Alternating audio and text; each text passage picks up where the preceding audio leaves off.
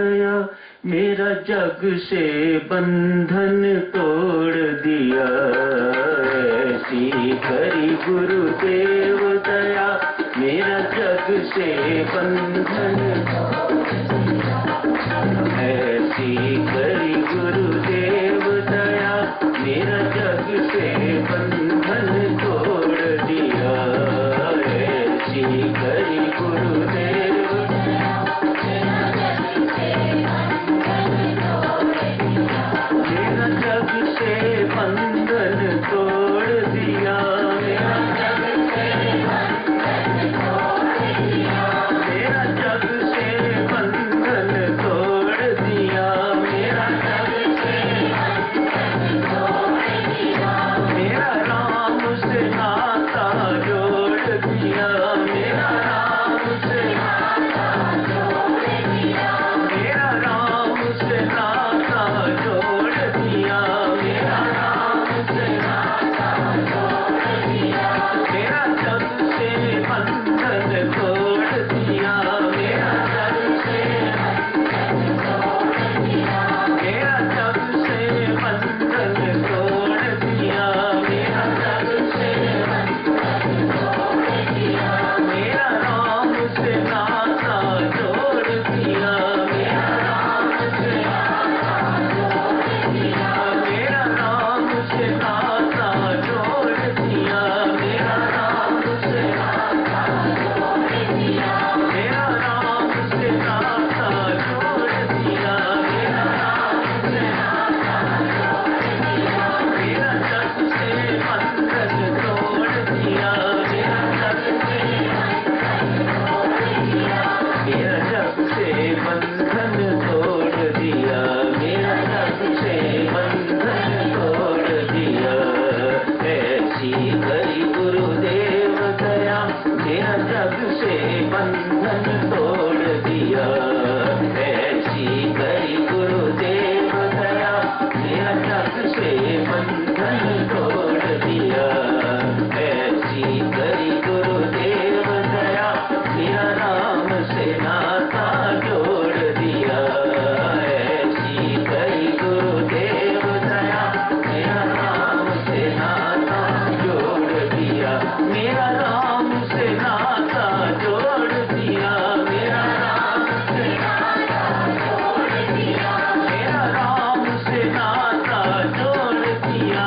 मेरा राम से नाता जोड़ दिया। मेरा जग से बंधन तोड़ दिया। मेरा जग से बंधन तोड़ दिया। मेरा जग से बंधन तोड़ दिया। मेरा जग से बंधन तोड़ दिया। मेरा राम से नाता जोड़ दिया। मेरा राम से नाता जोड़ दिया। मेरा राम से नाता जोड़ दिया। मेरा राम से नाता जोड़ दिया। ऐसी करी गुरु देव दया, मेरा जग से बंधन तोड़ दिया। ऐसी करी गुरु देव दया, मेरा राम से नाता जोड़ दिया।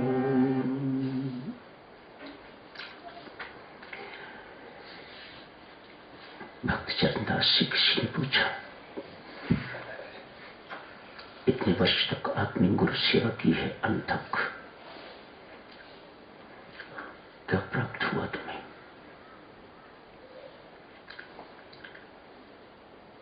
भक्त चरणदास कहते हैं, गुरुदेव ने मेरी आंख की पुतली बदल दी।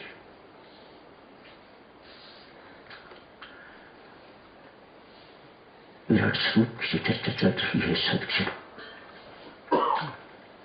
भगवान श्री कृष्ण ने भी अर्जुन की आंख की पुतली बदल दी है। गुरु महाराज ऐसी दया करते हैं, ऐसा उपकार करते हैं। दिव्य चक्षु जी, ज्ञान की चक्षु जी, अर्जुन को, तो चरम चक्षु से अर्थ मेरे विराट स्वरूप को, मेरे इस दिव्य स्वरूप को, विश्व रूप को नहीं देख सकेगा। मैं तुम्हें अपने नेत्र देता हूं, दिव्य दृष्टि, ज्ञान चक्षु तुम्हें देता हूं। चरम चक्षु से नहीं, ज्ञान चक्षु तुम्हें देता हूं। उनसे ही तू मेरे विराट स्वरूप को देख सकेगा। भक्तजनों, जिसकी दृष्टि यहां से उतनी दूर तक है, वह इसके आगे क्या हो रहा है वह नहीं देख सकेगा। इसे ससीम दृष्टि कहा जाता है। जो इससे आगे भी देख सकता है और आगे देख सकता है, उसे असीम दृष्टि कहा जाता है। भगवान श्री ने उसे असीम दृष्टि दी है। समझने के लिए, यदि किसी की दृष्टि सिर्फ मृत्यु देख सकती है, कल्पना करें आज यहां पर किसी व्यक्ति की मृत्यु हो गई है, घर में शोक है, रोना धोना चल रहा है। उसी व्यक्ति का पुनर्जन्म पड़ोस में हो गया है, उस घर में बाजे बज रही है। जिसकी दृष्टि मृत्यु ही देख सकती है वह तो रोता रहेगा, बिलखता रहेगा। जिसकी दृष्टि मृत्यु के बाद देख सकती है वह दुख और सुख रहित हो जाएगा। उसे पता है मृत्यु के बाद क्या होता है। शरीर मरता है, शरीर ही जड़ बता है। जो मैं हूं वह न मरता है न जन्म लेता है। ऐसा ही बोध भगवान श्री गुरु महाराज पाठ को दे रहे हैं। विशाल रूप भगवान ने अपना दिखाया है, जिसमें सारे का सारा ब्रह्मांड, अखिल ब्रह्मांड बस रहा है। इसे देख के तो मैं बड़ा भयभीत हो गया है। अर्जुन साधक नहीं है, उसके पीछे साधना की कमाई नहीं है। परमेश्वर किसी पर भी अकारण अहेतुक कृपालु हो जाता है तो ऐसा अर्जुन है। हाँ, श्रद्धा बहुत है, प्रीति बहुत है, ये गुण सरलता अपार है। ये गुण अपने आप में पर्याप्त है व्यक्ति को परमात्मा की कृपा के पात्र बनाने के लिए। साधना नहीं है, क्योंकि साधना नहीं है इसलिए उस विराट स्वरूप को, उस विश्व रूप को, उस विकराल रूप को देखने की तैयारी नहीं है। अत्यंत भयभीत है, बहुत डर रहा है। मैंने कृष्ण को कैसा देखा हुआ है और ये मुझे कैसा रूप अपना दिखा रहे हैं।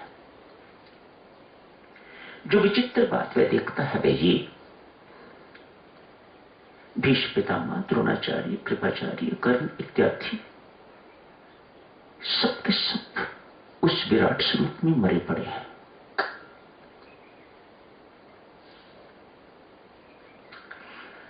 भगवान ने क्या दृष्टि दी है? जो आगे होने वाला है, जो मैं कर चुका हूं वह देख। तू नहीं देख सकता, तेरी ससीम दृष्टि ये सब कुछ नहीं देख सकती। असीम दृष्टि तुम्हें चाहिए। मैंने अपनी दृष्टि दी है। मेरे लिए ना कोई भूत है ना भविष्य, मेरे लिए सब वर्तमान ही वर्तमान है।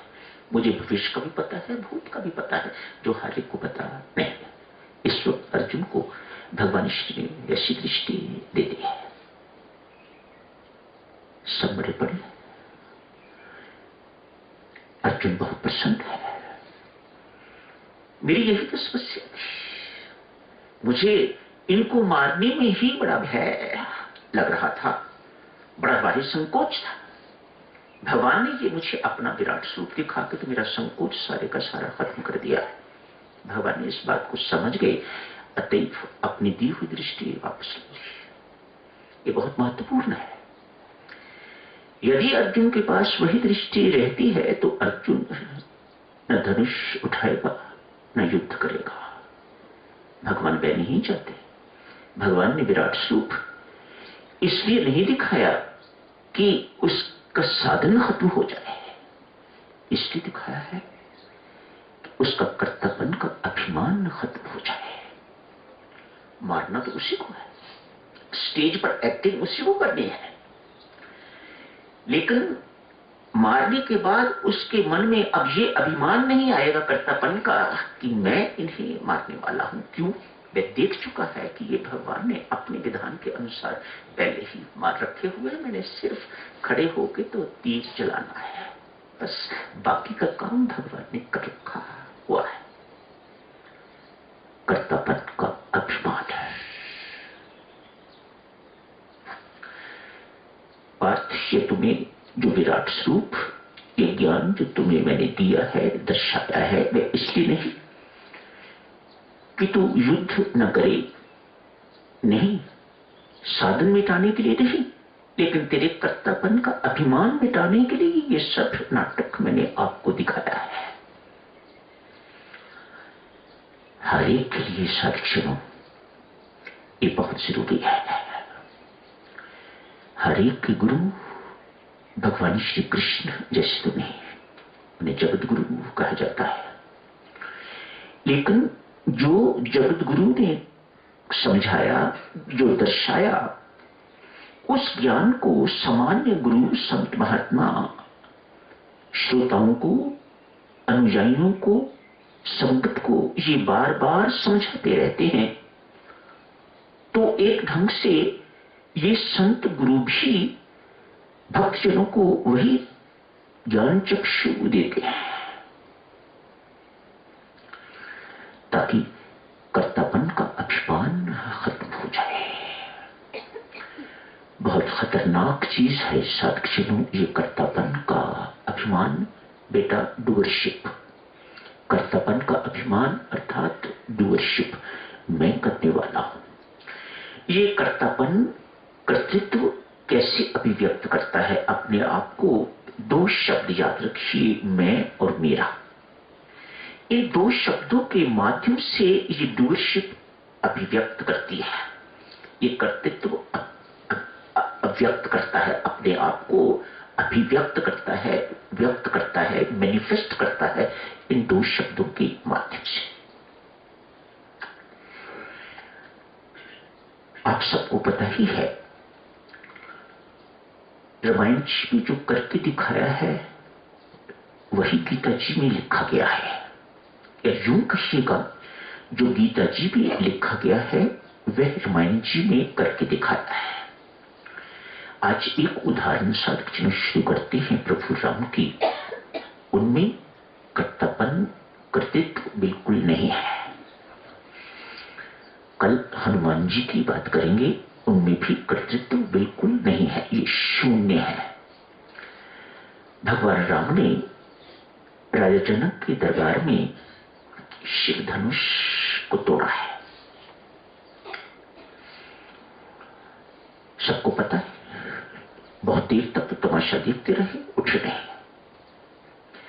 मेहरबानी करके ये सब बातें बहुत ध्यान से सुनने एवं पल्ले बांधने योग्य।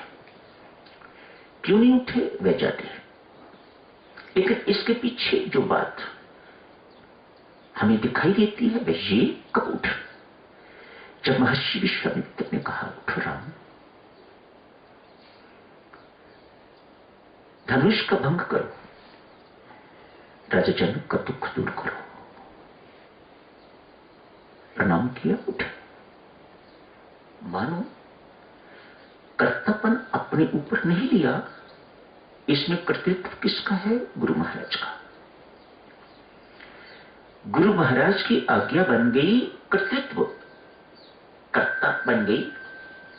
अब उठे, जो करेगा उसे सुख भी होगा और दुख भी होगा। जो निमित्त है बेटा, उसे ना सुख है ना दुख है, उसे पता है मैं तो निमित्त हूं। मारने वाली गोली, उसे ना दुख होता है ना सुख होता है। कुचलने वाले कार्य, उसे ना दुख है ना सुख है, उसे ना कोई सजा मिलती है, निमित्त है। उसके अंदर कर्तापन की शून्यता है। दोनों में सजा किसको मिलती है? गोली चलाने वाले को या कार चलाने वाले को? जो करता है, जिसके अंदर डूबरशिप है। भगवान श्री ने क्या किया है? अपनी डूबरशिप, अपना कर्तृत्व अपने ऊपर ना लेके तो गुरु महाराज को दे दिया है। उनकी आज्ञा का पालन करने के लिए मैं जा रहा हूं। अतएव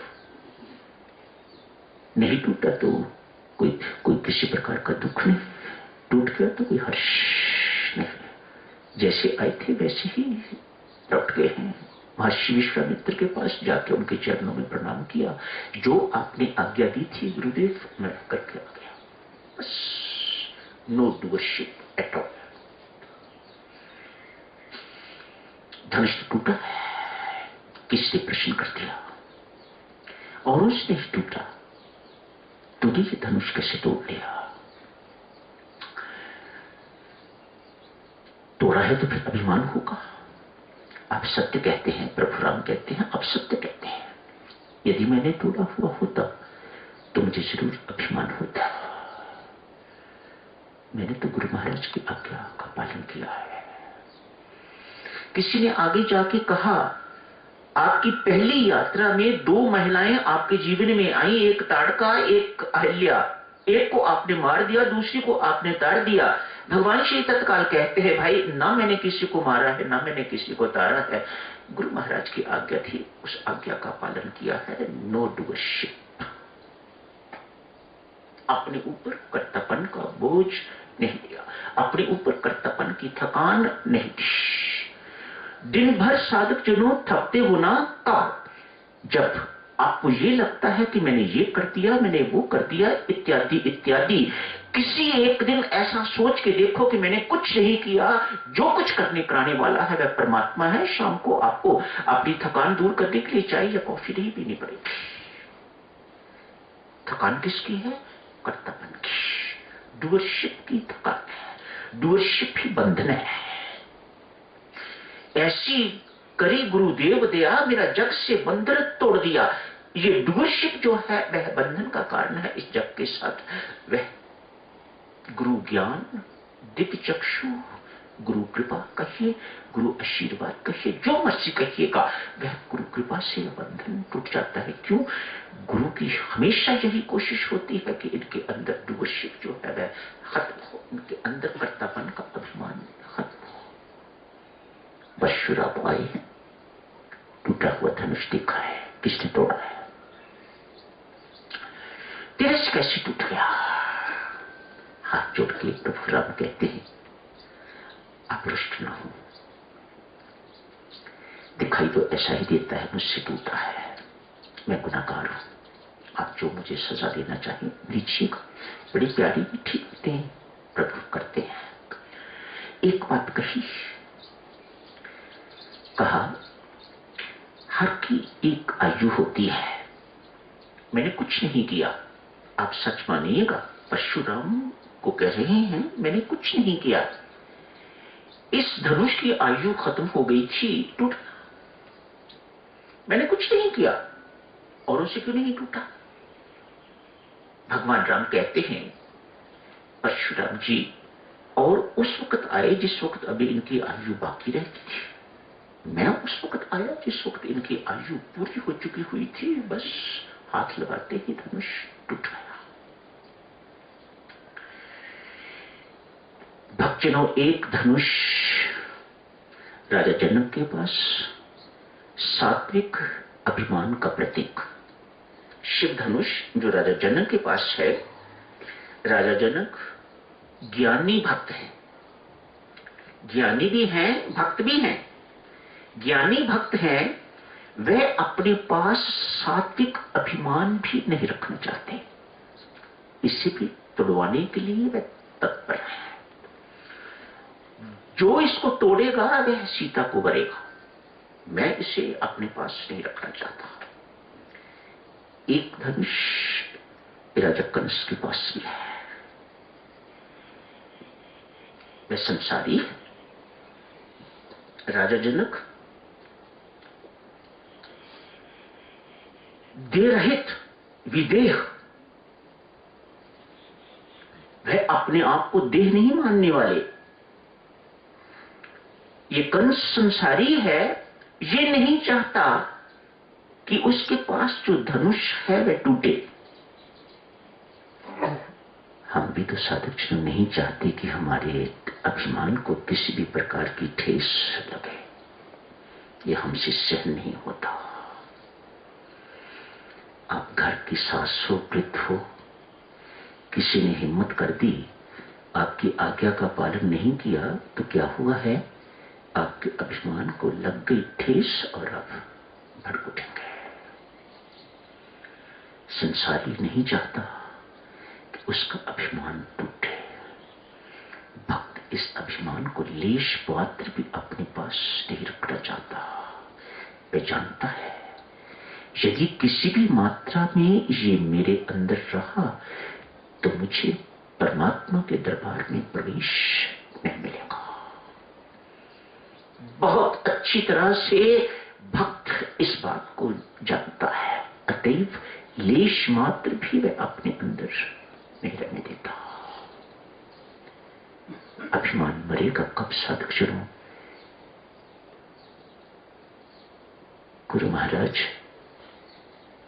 आपका केस रखेंगे परमात्मा के सामने। गुरु वो द्वार है ना जिसको लांघ कर परमेश्वर के घर में प्रवेश मिलता है। गुरु आपके केस को प्रेजेंट करता है परमात्मा के सामने, तो परमात्मा अंतिम काम करता है अभिमान को मारने का। समय हो गया है साधक जनों, कल हनुमान जी की चर्चा करेंगे। एक छोटा सा निवेदन स्पष्टीकरण है व्रत के विषय में। व्रत के लिए कहा गया था कि 20,000 रोज जप कीजिए, सुबह शाम ध्यान के लिए बैठिए और स्वाध्याय भी कीजिए। जो साधक पहले ही करते हैं ये उनके लिए अतिरिक्त नहीं है, एडिशनल नहीं है। मानो जो पहले करते हैं उनके लिए ये व्रत वाला नियम लागू नहीं होता। शायद इसके स्पष्टीकरण की जरूरत थी, सो आपकी सेवा में कर दिया है। हाँ, जो नहीं करते उनके लिए ये व्रत था कि वे 20,000 गिनती का जाप करें, सुबह शाम ध्यान के लिए बैठें। बंधन नहीं है देवियों सज्जनों, ये आप बंधन बनाओगे तो मुझे कष्ट होगा।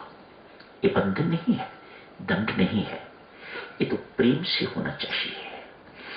आप एक बार बैठ के कर सकते हो, बहुत अच्छी बात है। नहीं कर सकते तो इसमें दुखी होने की बात नहीं। आप अनेक बैठकों में बैठ के तो 20,000 अपना जाप कीजिएगा। 20,000 जाप होना चाहिए, गिनती होनी चाहिए। हम अभी ऐसी स्थिति में नहीं है कि हमें वैसे ही पता लग जाएगा कि हमारा जाप हर वक्त चलता रहता है, किस वक्त खंडन हो जाए हम कुछ नहीं कह सकते।